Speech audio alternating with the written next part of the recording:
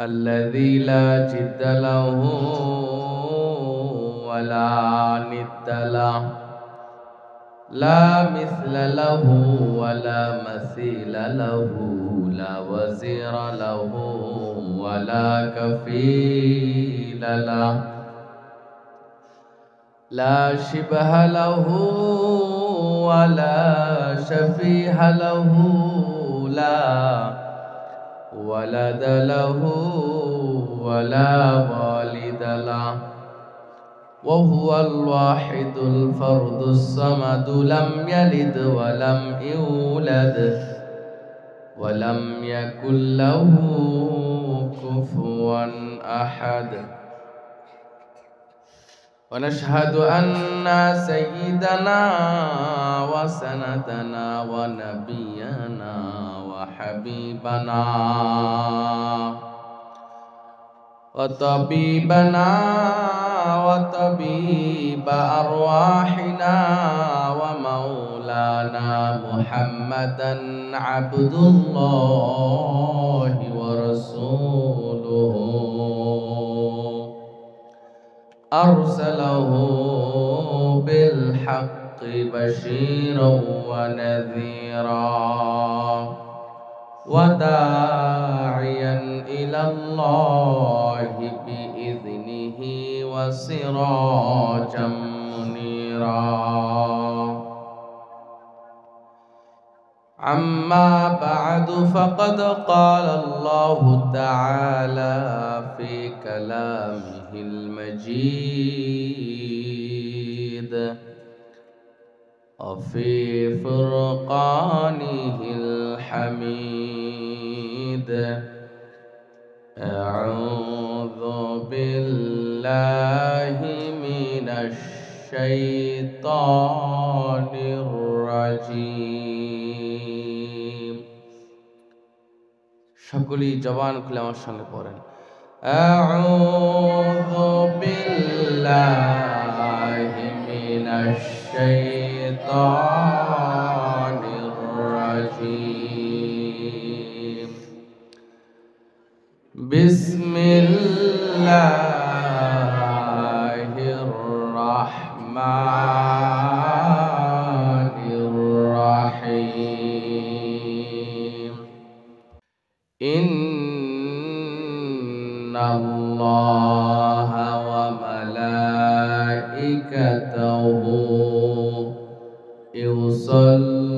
يصلون على النبي يا أيها الذين آمنوا صلوا عليه وسلموا تسليما. اللهم صل على محمد وعلى آل محمد كما صليت على إبراهيم وعلى آل إبراهيم إنك حميد مجيد. اللهم بارك على محمد وعلى آل محمد كما باركت على إبراهيم وعلى آل إبراهيم إنك حميد مجيد. হাজার ব্যথা বেদনার পরে ফিরে আসনি তুমি আপন ঘরে, দিনের আলো তুমি সরিয়ে দিতে চলে গেলে মদিনায় মক্কা ছেড়ে। হে রাসূল, তোমাকে ভুলি বলো কেমন করে? হে রাসূল, তোমাকে ভুলি বলো কেমন করে?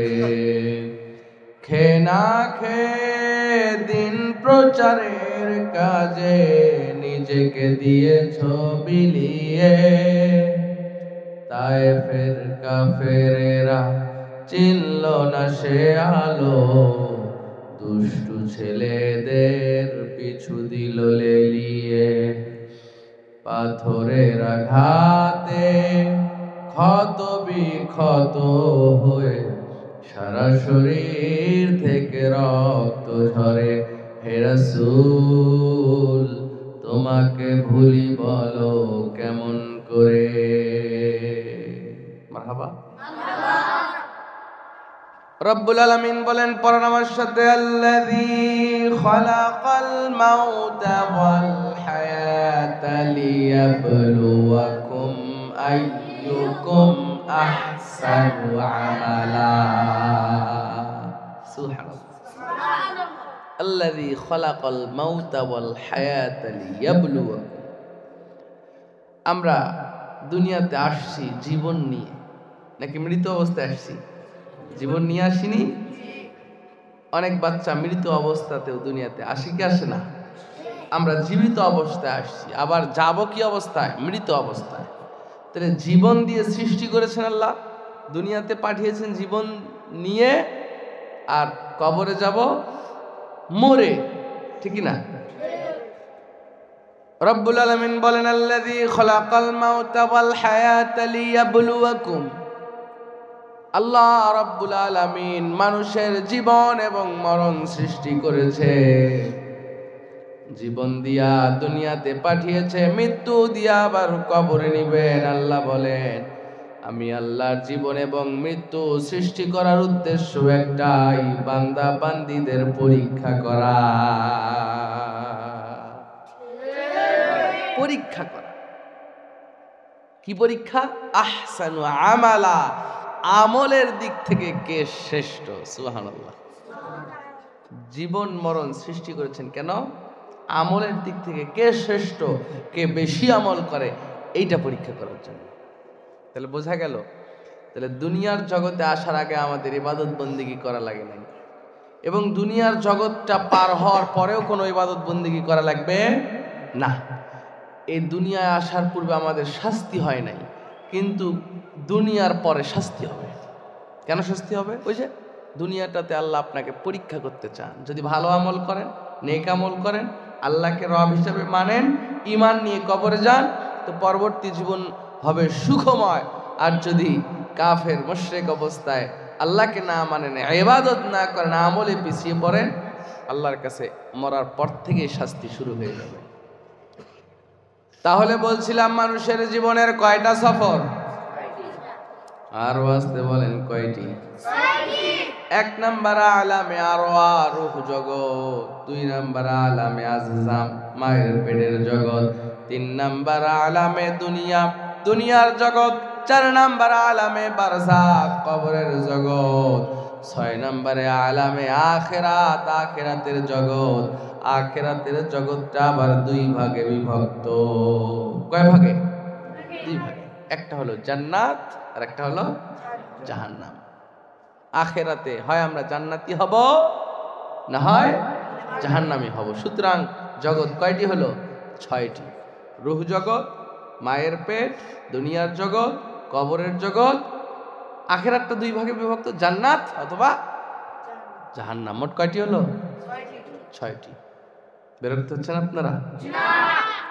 আলোচনা চলবে? হজর পর্যন্ত চলুক, হুজুর মরুক না, অতক্ষণ। প্রতি রাত জাগতে জাগতে অসুস্থ হয়ে গেছে। গত রাতেও প্রোগ্রাম ছিল, ঘুম হয়নি। সুতরাং বেশি লম্বা সময় কথা হবে না, অল্প সময় কিছু গুরুত্বপূর্ণ আসেন। বলছিলাম দুনিয়ার জীবনটাতে আল্লাহ আমাদেরকে পরীক্ষা করতে চান, দেখতে চান আমরা কে বেশি আমল করি। রব্বুল আলামিন বলেন ইয়া আইয়ুহান নাস উবুদু রাব্বাকুমুল্লাযী খালাকাকুম ওয়াল্লাযীনা মিন ক্বাবলিকুম লাআল্লাকুম তাত্তাকুন। আল্লাহু আকবার।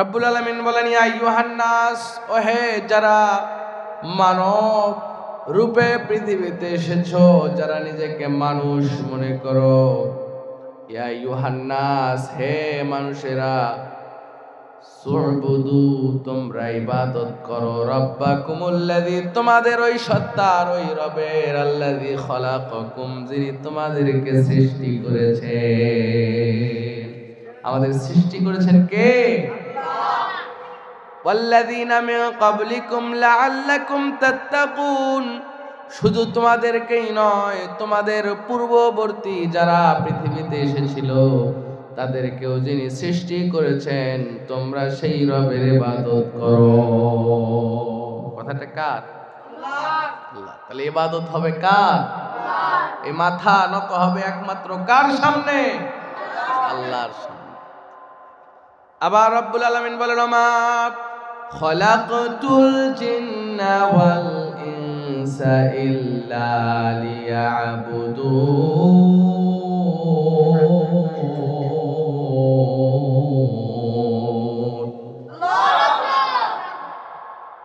ওমা খলাকতুল জিন্না ওয়াল ইনসা ইল্লা লিয়াবুদুন আমি মানুষ এবং জিনকে সৃষ্টি করি নাই তবে সৃষ্টি করেছি এই কারণে এই উদ্দেশ্যে এই নিয়তে আমি আল্লাহ মানুষ এবং জিনকে সৃষ্টি করেছি তারা একমাত্র ইবাদত করবে একজনের দিনকে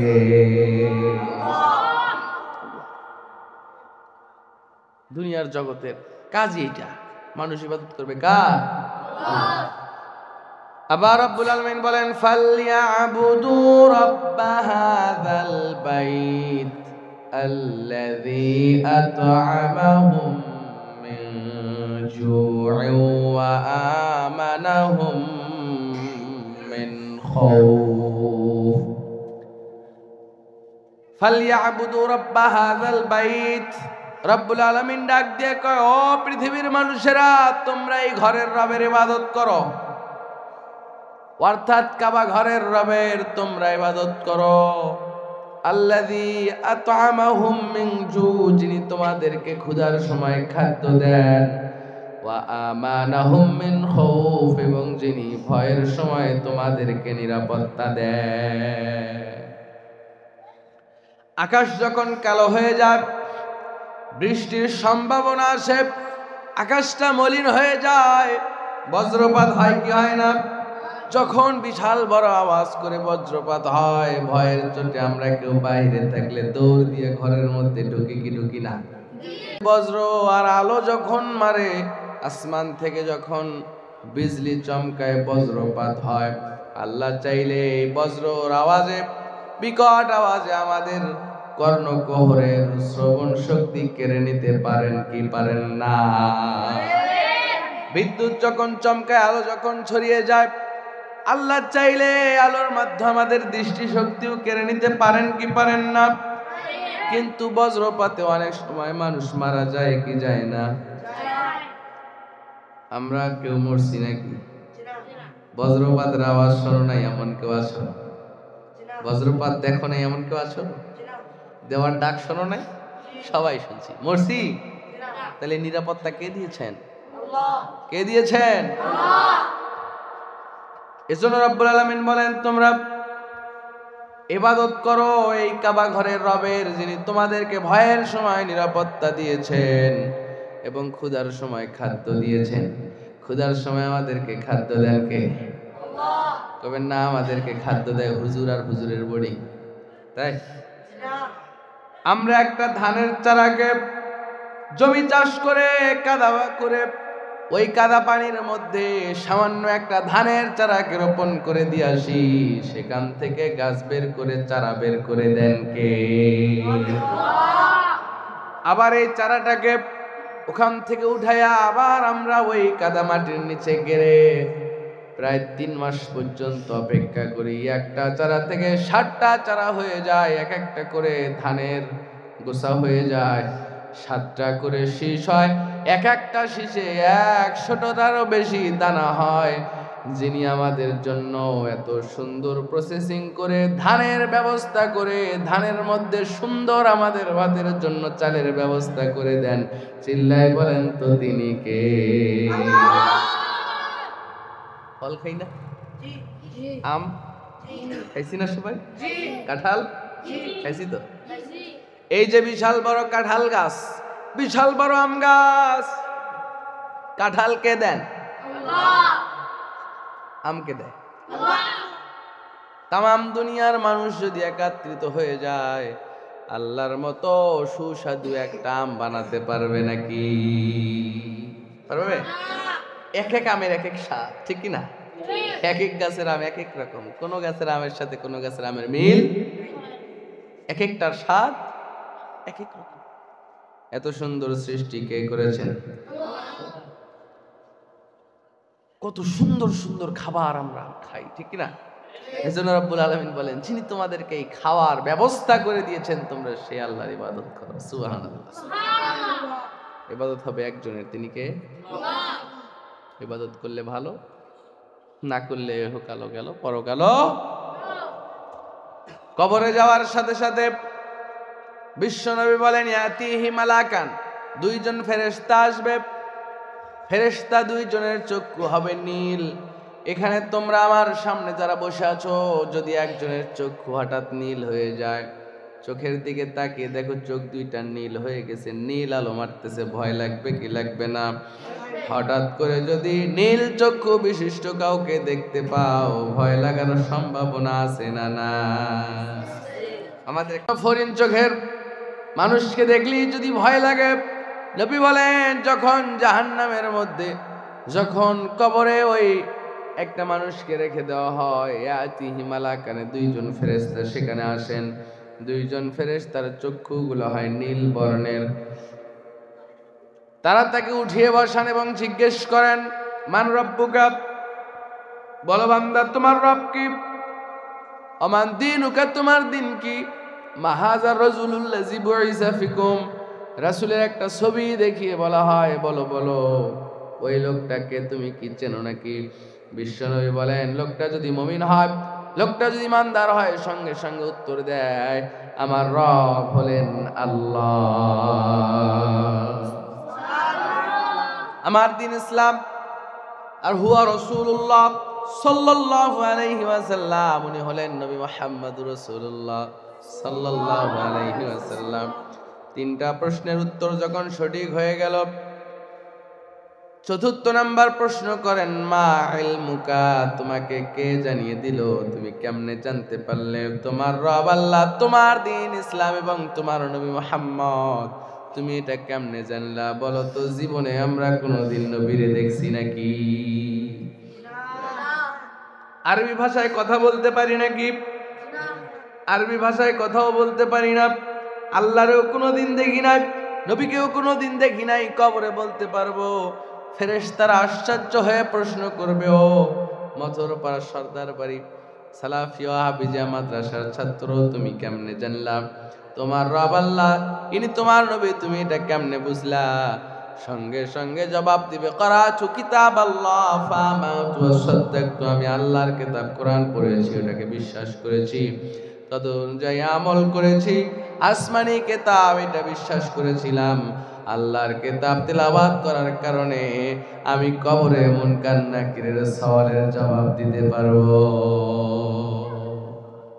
যারা কোরআন পড়ে, কোরআন বিশ্বাস করে, তারা মুনকার নাকিরের সওয়ালের জবাব দিতে পারবে। যারা জীবনে কোরআন ধরলো না, কোরআন পড়লো না, কোরআনের বিরোধিতা করে, মুনকার নাকিরের সওয়ালের জবাব দিতে পারবে? আর যদি জবাব দিতে না পারে, তাদের কি হবে? রাসূল বলেন, ইন্নাল কবর আউয়ালু মানজিলিম মিন মানাজিলিল আখিরাহ, ফাইন্না জামিনহু ফামা বাদাহু আইসারা মিনহু ওয়া ইল্লাম ইয়ানজু মিনহু ফামা বাদাহু আশাদ্দু মিনহু। রাসূল বলেন, সাহাবীরা শোনো, কবর হলো আখিরাতের মানজিল সমূহের প্রথম মানজিল। মানুষ মারা যাওয়ার পরে আমরা সর্বপ্রথম তাকে কোথায় রাখি? কবরে। কোথায়? কবরে রাখি না? কবর হলো আখিরাতের প্রথম ঘাট, প্রথম মঞ্জিল। মানুষ মারা যাওয়ার পর প্রথম মানুষকে কবরে রাখা হয়। ফাইন্না জামিনহু ফামা বাদাহু আইসারা মিনহু। নবী বলেন, কবরের ফিতনা থেকে যদি কেউ রক্ষা পায়, মুনকার নাকিরের সওয়ালের জবাব যদি কেউ দিতে পারে, কবরের পরে যত ঘাট আছে, কবরের পরে যত স্তর আছে, সবখানেই সে নাজাত প্রাপ্ত হয়ে যাবে। সুবহানাল্লাহ। ওয়াইল্লাম ইয়ানজু মিনহু ফামা বাদাহু আশাদ্দু মিনহু। আর যদি কবরে বাঁচতে না পারে, মুনকার নাকিরের সওয়ালের জবাবই দিতে না পারে, কবরে যদি আটকে যায়, কবরের পরে যত মানজিল আছে, যত স্তর আছে, সবখানে আটকা পড়ে যাবে, একটা জায়গাও সে নাজাত পাবে না। প্রথম মঞ্জিল কি? কবর। ঘুমায় গেছ? প্রথম মঞ্জিল কি? কবর। বিশ্বনবী বললেন, সাহাবীরা, সবচাইতে বেশি বেশি কবরে শাস্তি হবে একটা গুনার কারণে। তোরে কত কয়টা? একটা গুনাহ, একটা অপরাধের কারণে বেশি বেশি কবরে শাস্তি দেওয়া হবে। বিশ্বনবী একদিন সাহাবীদেরকে নিয়ে কবরের পাশ দিয়ে যাচ্ছিলেন। হঠাৎ করে বিশ্বনবী বললেন, সাহাবীরা, এই যে কবর দেখতেছো, এই কবরগুলোতে শাস্তি দেওয়া হইতেছে,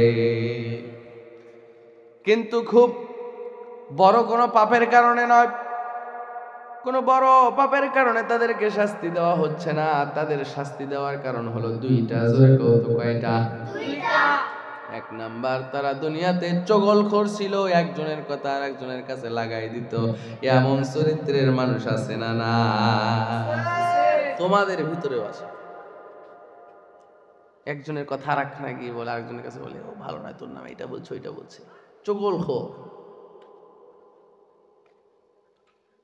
হুজুরের চোখে একটা ছাত্রকে কালারিং করার জন্য সত্য মিথ্যা সব হুজুরের কাছে গিয়ে নালিশ করে গোপনে, চগলখোর। বুঝতে পেরেছ? একজনকে আর একজনের চোখে শত্রু বানানোর চেষ্টা করা যাবে না। রাসূল বলেন, এটার কারণে বেশি বেশি কবরে শাস্তি হবে যারা চগলখুরি করে, কথা লাগিয়ে দেয়, একজনের কথা আর একজনের কাছে গিয়া বলে।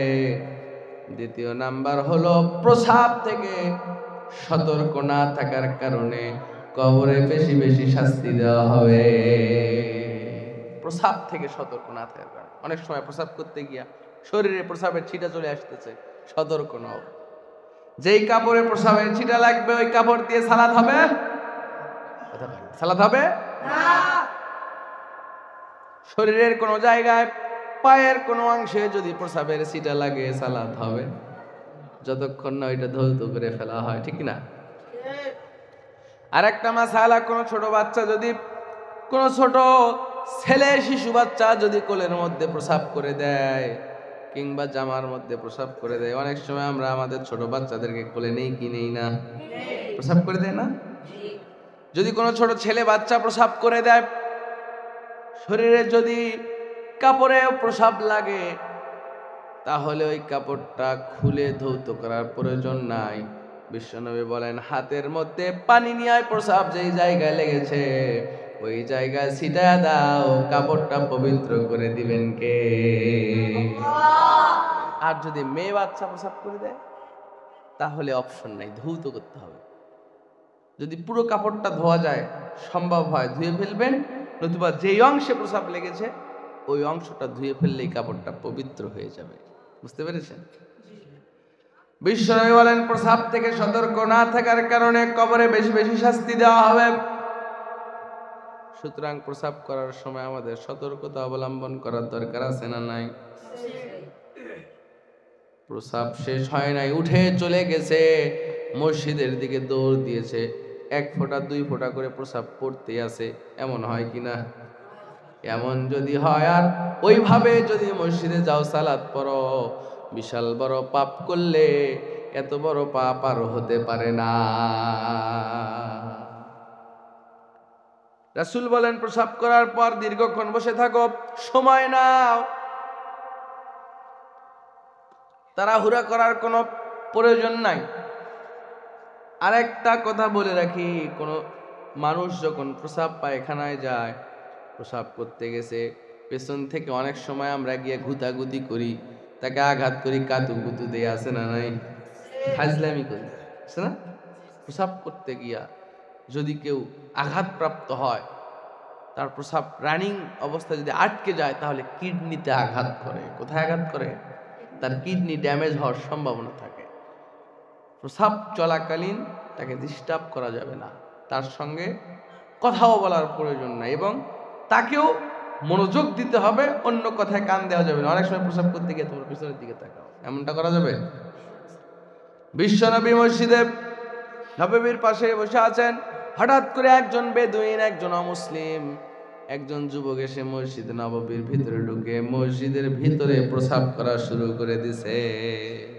মসজিদের ভিতরে প্রসাব করতেছে। কয়েকজন সাহাবীর মেজাজ গরম হয়ে গেল। উমর কয় এটারে খায় ফেলামু, কি করবো? আজ যদি তোমাদের মসজিদে কেউ এসে প্রসাব করে মেজাজ খারাপ হবে কি হবে না? উমর কয় নবী আপনি অনুমতি দেন ওটারে শেষ করে দিমু আজকে। আর একদিন আর আমার কয়দিন না, অনুমতি দেন। রাসূল বললেন উমর অস্থির হয় না, ধৈর্য ধারণ করো, তাড়াহুড়া করার প্রয়োজন নাই, ওকে ওর প্রসাব শেষ করতে দাও। সুবহানাল্লাহ। রাসূল চাইলেই তো থাপ্পড় দিয়ে বের করে দিতে পারতেন, পারতেন কি না? এবারে তুই কোথায় আসছস? আমাদের ইবাদত খানা এটা। রাসূল বললেন না, আগেই যেও না, ওর কাজও শেষ করো।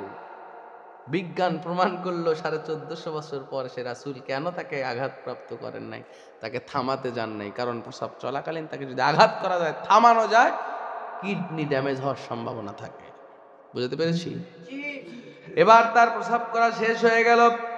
রাসূল আমার খুব আদবের সহিত তার কাছে গিয়া খুব সুন্দর করে মিষ্টি ভাষায় বুঝালেন, বাবা এটা আমাদের ইবাদতখানা, এখানে আমরা আমাদের নাক এবং কপাল এই জমিনে লাগায় আল্লাহর সিজদা দেই, তোমার এই জায়গায় প্রসাব করা উচিত হয় নাই। যাও যাও চলে যাও, খবরদার বাবা আর কোনোদিন এমন কাজ যেন তুমি ভুলেও করবা না। এবার রাসূল বললেন, সাহাবীরা যেই জায়গার মধ্যে প্রসাব করেছে এক বালতি পানি এনে ঢেলে দাও, তাহলে জায়গাটা পবিত্র হয়ে যাবে। বোঝা যায় কোনো জায়গায় যদি প্রসাব করে দেয় কেউ, কোনো পবিত্র জায়গায়, অনেক সময় ছোট বাচ্চারা আঙ্গিনায় দরজার পাশে প্রসাব করে, কি করে না? জায়গাটা অপবিত্র হয়ে থাকে, এক বালতি পরিমাণ পানি ওই জায়গায় ঢেলে দিলে জায়গাটাকে পবিত্র করে দিবেন কে? মাসালাটা মনে থাকবে তো? রাসূল বললেন এক বালতি পানি ঢেলে দাও, জায়গাটা পবিত্র হয়ে যাবে।